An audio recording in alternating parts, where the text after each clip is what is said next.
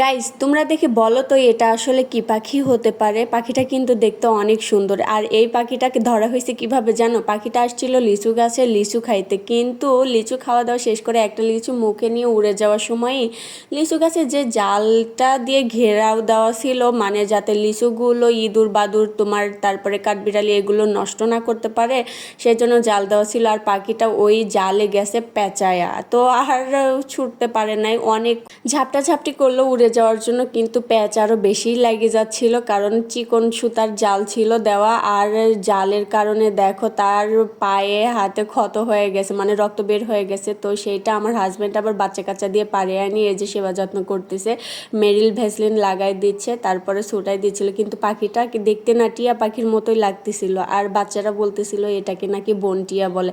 আমি যদিও চিনি না, কিন্তু টিয়ার মতোই কিছুটা দেখতে অনেক সুন্দর লাগতেছিল। দেখো কি অবস্থা।